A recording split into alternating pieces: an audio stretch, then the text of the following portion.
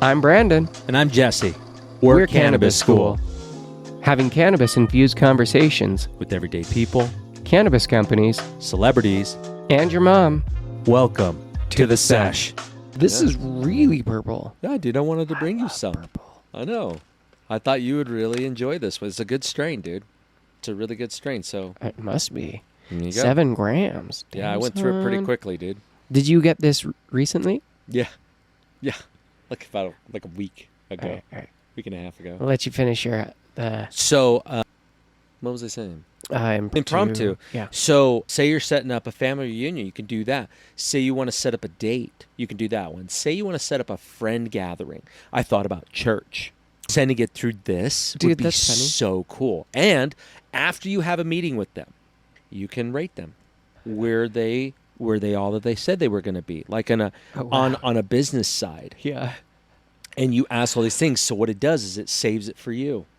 Is this person worth your time? It will rate them. Oh, So interesting. based off of how you rate them in your network, are they more of a friend or are they business contact? Yeah. And so it's like combining Eventbrite, Calendly, Yelp. and LinkedIn. Yeah. I mean, it's Interesting. got it all combined into one thing where it's all used to be able to interact with other people. It forces you to be able to do that. So when somebody sparks you saying, hey, I've got these days and these times, what do you think? Yeah. And they just select it. And it goes, okay, boom. And then it appears in your impromptu. And I'm like, dude, this has to attach to calendars. Yeah. He goes, oh, I know, I'm working on that. And I'm like, okay. And I'm like, what else? He's like, oh, I've been teaching people how to build out their own software. And I said, that's great. Yeah. And I said, but you also, there's a lot of like structural things. He's like, oh, I know. And I'm like, Russ. And he goes, yeah, I know, I'm being assumptive. And I'm like, cool. I'm glad that you could see that because there's things that I know that I can do way better than you. And I know there's a lot of things you do that are way better than I am. That's why there's called teams. And I said, we need to build a team. And he goes, well, who are we going to get? And I'm like, I already got the technology guy. So what else do we need? He's like, you want to do like the sales stuff? I'm like, no. I said, you know what you want? I said, this is going to go great with Kovo. Because with Kovo, I was going to show you this, dude. This is cool. I totally changed it up because I talked to that woman who I was doing the events with. Okay. Yeah. And I said, hey, how did the events go with Kim? And she said, really good. And I'm like, okay, good. And I'm like, but the thing that I had a problem with is every time we go there, there would be a disproportionate amount of shapes that really paired well with another one. So like one night I had like 35 women all really want to meet an octagon. And I was the only octagon and the black bartender was an octagon. And we both hit it off like we're two peas in a pod. And it was super funny because the girls were like, that's it? You got the bartender and the guy that's running the event. Did they want to meet an octagon because that's the type of personality they thought was fun, or because it was because what they was met the supposed other to ones. actually match with them? They met the other ones and they would ask, they go, are octagons like you? And I said, yes, I know another one like me. But I don't consider it like that. I just know that they're perceptive. I know that people are detail oriented. That's where I start to classify them. So because I started to peel back away from the shapes in some aspects because it starts to create judgment right away. Oh, you're all about time. No, you respect time. Why don't I respect time? I should respect time. I should respect their time and my time. I'm going to respect their time by being more aware of what I'm doing. That's how I do it now. It's not me being late. It's not me going too far. I know that I will go over and I will talk, so I stop myself and I consistently look at my watch because I want to be respectful if I'm going to show up somewhere. Like this morning, Max is like, hey, I got to go to work. Would you mind giving me a ride? Totally, I'm going to go there and I'm going to get over here. I didn't go to bed till like 2 something. Yeah, I know. But I was mostly asleep and then waking up because I was high as shit. And so I was just Not great sleep. and I had something playing in my ear and it was this thing and I'm like, what the fuck? And then so I started watching it for a little bit and I'm like, oh, I'm just going to send this to Brandon and I'll watch it tomorrow. That's funny. And I watched like a good amount of it. But anyways, it was... Yeah, I probably watched 2/3 of it. So with the dating thing is I'm trying to remove the opportunity for people to prejudge. because that's typically what will stop an interaction, right? A woman won't talk to a man because he looks a certain way or he's a certain height.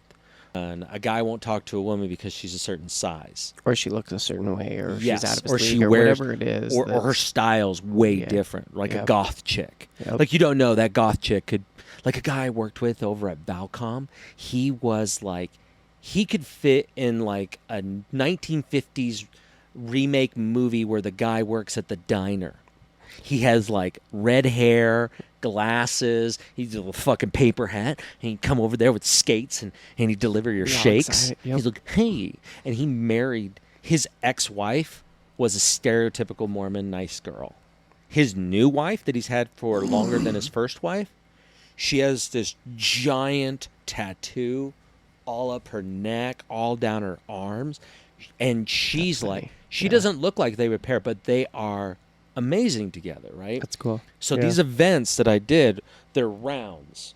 And what you have is you go into it and it's just a connection card. So each round, you're just going to fill it out, the bubble, and just follow exactly what it says in there. Fill out 1, fill out 2, fill out 3, fill out 2. And then each round lasts about 10 minutes. And you get to go over to me. It says, how am I showing up today? And then it has curious, a little nervous, excited, unsure, hopeful. So when you do that one, they go, you sit down with the other person, go, what did you put for the first one? And they go, and I'm hopeful. What made you choose that? That's literally, it tells you to say that. Yeah. What made you choose that? And then the conversation starts.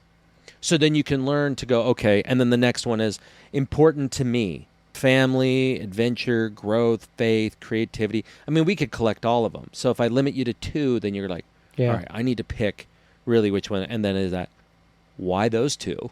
Right? I mean, Out of all of those, why were those your most? Yeah. so each one is Simple. on this card. Yeah. You fill it out and it goes analog, because that was the one thing from the dating events that they all asked me not to change. It was not digital. Yeah. Yeah, just go analog, just a piece of paper. Yeah. And so I'm like, on your name tag, the way it shifts is that you get a number on your name tag. That's it. If you're this number. So then we randomly select that night what numbers go to what.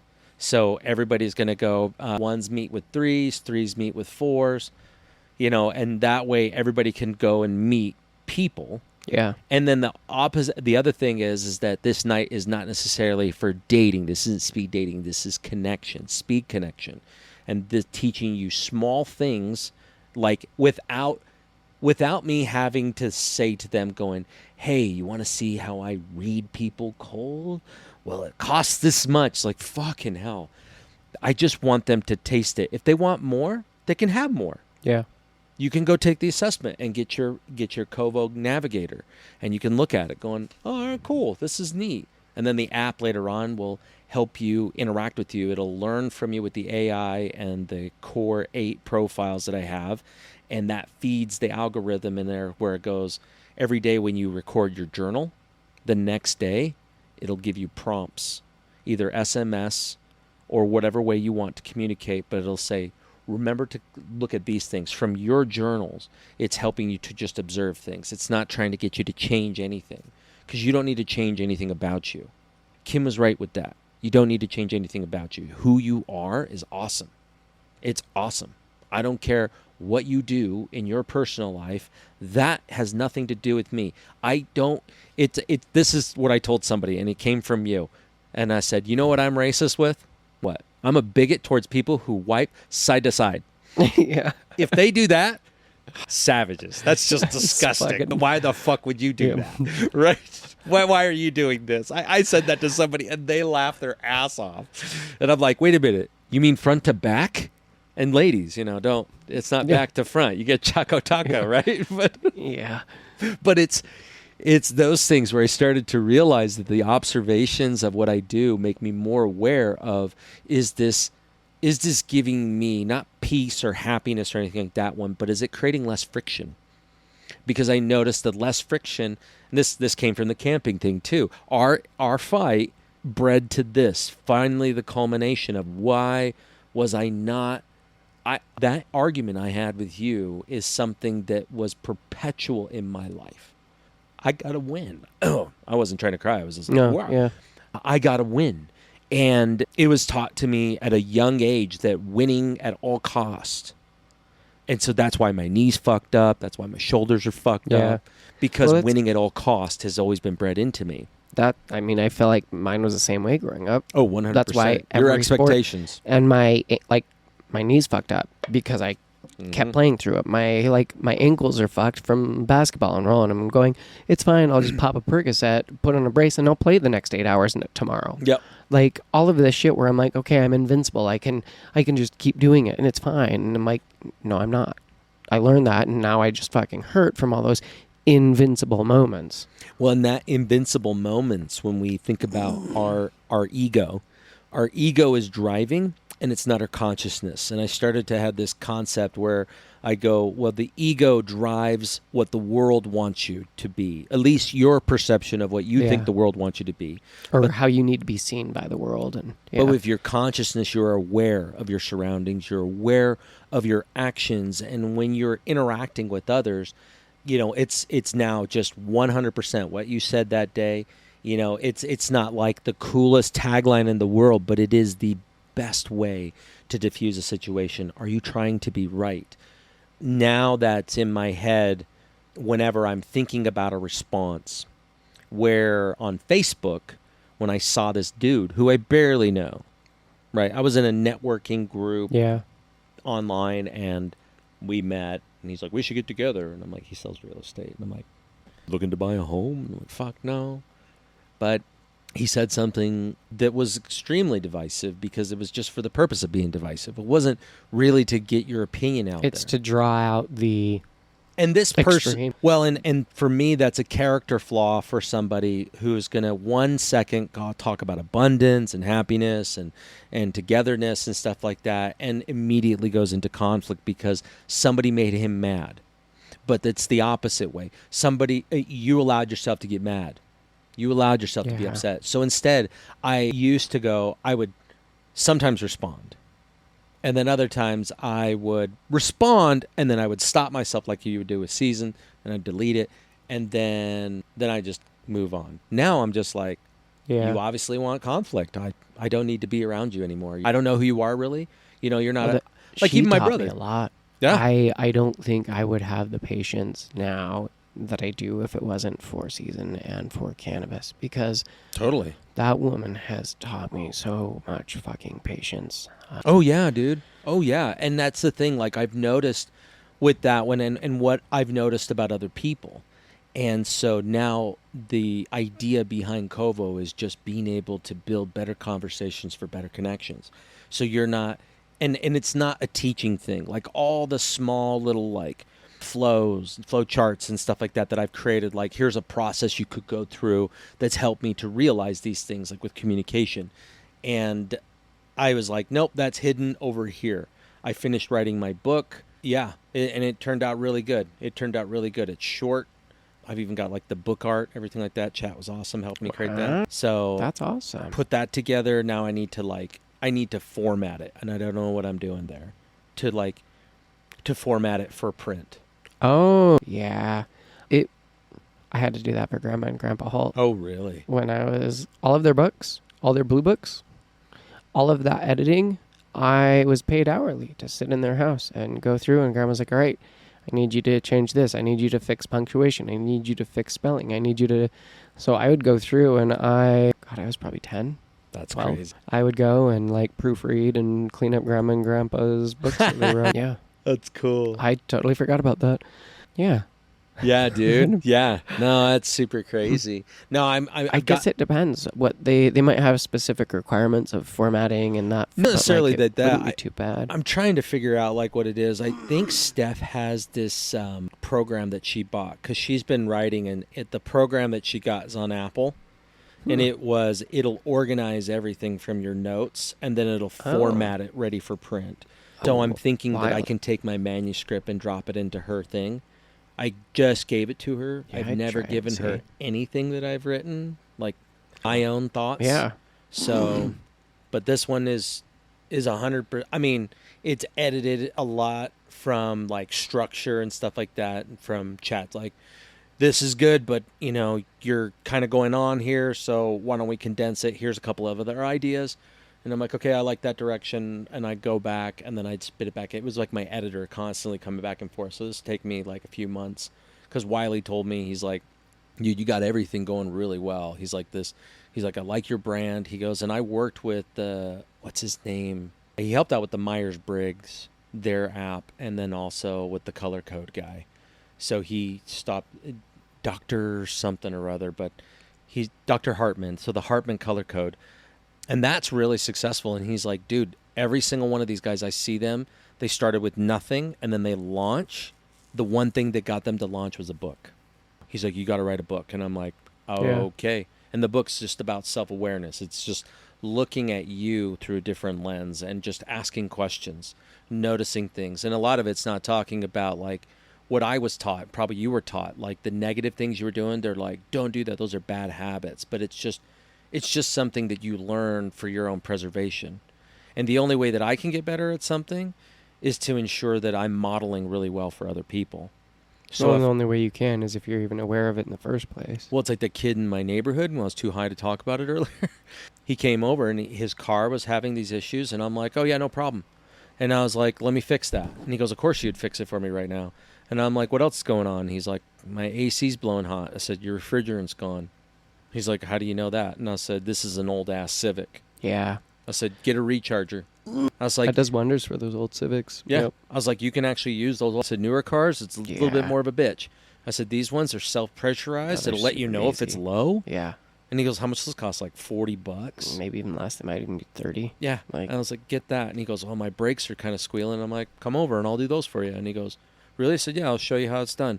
And he goes, you'll just do that. I said, man. And all I thought in my head was like, I could sit here because every morning my routine is I get up, go outside with my coffee, roll a joint, and read the Bible for about half hour. And I'll smoke that joint and I'll read and I'll ponder some of these messages. And it's been cooler because every single time I read through it, now I'm just like, yep, just let it go. Yep. Every time when they would talk to him, it was so it was like this part where Jesus' disciples come up to him going, hey, this other guy, he's casting out demons too, but he's not doing it like us. And we try to stop him because he's not supposed to do that way. And he goes, why are you stopping him? If anybody's going to cast out demons in my name, let them. Who cares? It doesn't matter. It doesn't matter on what you think you're doing has to be an exact way. Yeah. We should be it's not the ritual. Yeah, and we should be okay with them. And so that moment when I read that passage in Mark, I was like, yeah, because the feeling I get around the church people over there, and I'm like, you know why I've been shifting so much? I mean, I'm not even the same guy in there. And this last week, we talked about the miracles that we see around us. And all I wanted to do was just point out, and I said, do you guys know what's inside this that is an absolute miracle? And they're yeah, like, you're not having to do an animal skin. yeah, this aluminum. And I said, clean water. And I said, even the crap that they put in the water today is still cleaner than what was available back then. I said, you know, during the olden times, during like France and Europe and all that, it was common for kids to drink wine and beer because it was the only clean, because it was boiled. Yeah. Because it was fermented. Okay, this is clean. But that's the thing is, back in the time, that was the cleanest thing to consume. Was anything, but it was also pretty created. healthy, yeah, because of the way it was created. Well, and with their gut and everything else, having that in their system is probably way better. Yeah, their digestion was better, all that stuff. But they didn't eat all the time either. Yeah, like common was to eat like 3 times a week, and not processed shit, and not the same types of shit, and not the same whole different world. Totally. World. And so it's, I don't know, man. I don't know. I it's my routine. But the thing that's been giving me is a lot of peace of being aware that my place here is the only way I can make a big difference with other people is to not just be kind, but be honest. Be honest. And my honesty is like, do I want to be an asshole? No, not at all. I want to be a giving person. I want to be a loving person. I want to be a kind person. Not that I have to worry about what other people are doing, because I noticed that those people who are pretty consistently happy and honest, they don't have to face those things. And I've been noticing less adversity in my own life because I started to observe my observations of myself need to be more important than what I see from others. So I can truly not judge others. Remove the mote from your own eye before you take the sliver out of your brother's. Yeah. Remove the log from your own eye before removing the stick from yours. And it or the other way, right? It's you got to stop looking at it like what is wrong with other people, right? And you see that so much within any type of organization, right? It's branding 101, right? Walmart's better than Target. Why? Because they have red and we have blue and some yellow and white, right? Who cares? Who cares? It doesn't matter. It's closest proximity. And that's what they've done is they've branded hate. People have branded hate because behind every single interaction, both good and bad, and if it's televised, it's for a reason. It's engineering. Yeah. And the shitty thing is that all the engineering is geared towards hate. Not directly, but it's directed by division. Yeah. And so how do we make a bigger difference? Yeah. Right. And I got to start with myself. So it's a pebble in the pond, follow the ripples out. By modeling, you show other people. I've been getting more engagement from my sons. I've been getting more engagement with my daughter. My wife and I are engaging on a slightly different level. I am not worried if she goes, I'm sorry. Because I used to get offended because I'm like, you know how much fucking work I've done? And it's the same thing like when I worked on that door for my neighbor. It took 2 fucking days, probably 8 hours. Yeah. And it didn't bother me one bit. I was bothered because fucking Jeep. Because it was annoying. Fucking Jeep. But I was happy to do it. And I didn't expect to pay because I didn't ask for pay. Yeah. She goes, can I get you anything? I was like, nope. Everything's been done. Thanks so much.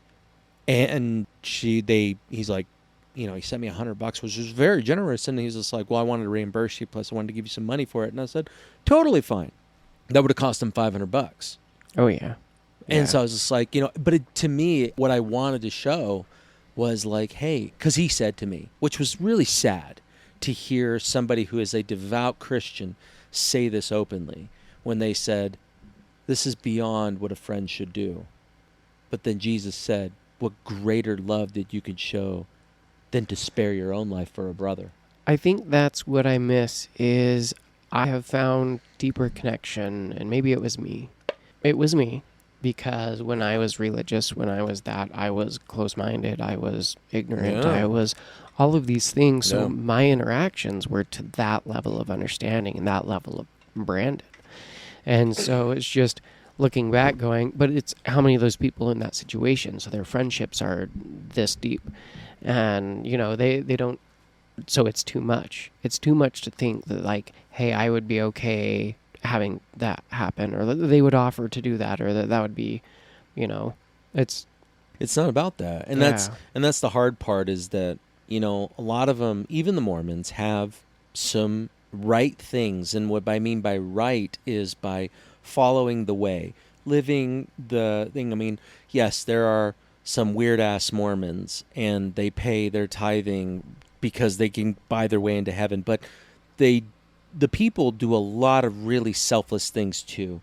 And I thought about that passage in Mark. Doesn't matter if they don't do the right thing, like I'm doing, but it does it in my name. And so that's the same thing too that they don't realize, is that they also hate in his name, which is blasphemous.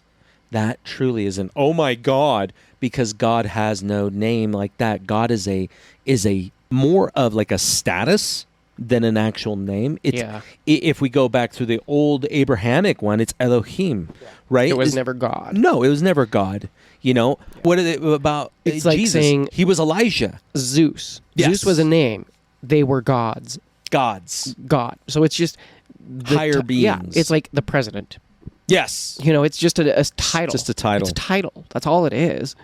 And so, you know, All right. So that's the thing. Like, you know, for me, it's just like, okay, well, for me, you know, I don't get it confused. Like, godliness isn't understanding the scriptures really well, or godliness isn't paying your 10%.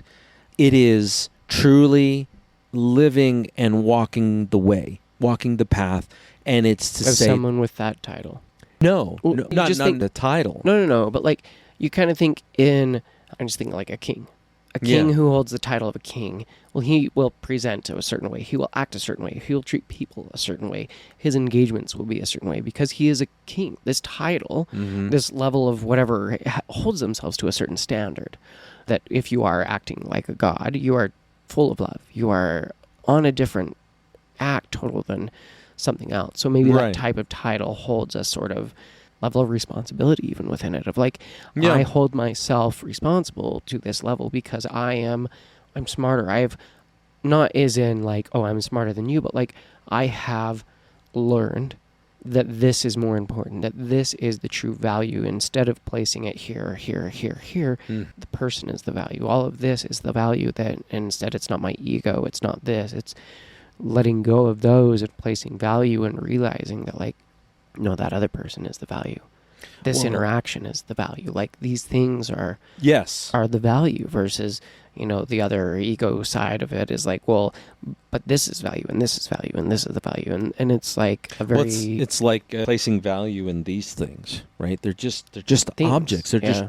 They're all rented. They're not really yours. Time will take them from you. It'll return to the earth. Or, Yeah, I mean, it doesn't really matter, right? And it's having that awareness over there that, like, this is the way that I believe in God. Like, I believe in the God the way that I perceive God. If God is merciful, kind, loving, teaching, protective, then I will be that. But if my God is judging, angry, hateful, all of this, always right, then you are hateful, resentful, always Yeah. right. Like, this same thing, because it's, well, I'm trying to be like Jesus or like God or whatever it is, and yet it's like the furthest from it. Well, and the thing is it's not. And in the New Testament, it goes through that where he's saying that, like, he's like, hey, look, this is all new. This is all new, and to show that, like, it was, he foretold it because of he knew this was always prophesized as far as that one going back into the Septuagint, and it's crazy because the foreshadowing from the Old Testament to the New Testament is crazy because the way that Christ says it at the time to like a Pharisee, it's kind of chilling in a way. Like reading it, because you could see the Pharisees, they just fucking cold in their step because he calls them out. When I think of that, you brood of vipers. And I think about it, like I even saw one with Kathy Lee Gifford of all people. She was on a podcast and she had gone through, she's a hardcore Christian, but on the side of, she's like not necessarily denominationally, but just by the path. And she's paid a ton of money to learn everything she can because she has tons of money. Yeah. So she learned Greek, and they said that Christ was a carpenter. No, he was a builder, because during that time there were no wooden structures. There was only stone. So That makes he was sense. a mason. Huh. He was an architect. Hmm. So they would build things with bricks and masons. Hammer them, like, that makes more sense. That, yeah, it really does for the time and the things that you think back. Like, there was no woodwork. Everything wasn't like custom built wood shit. It was like a lot of stone.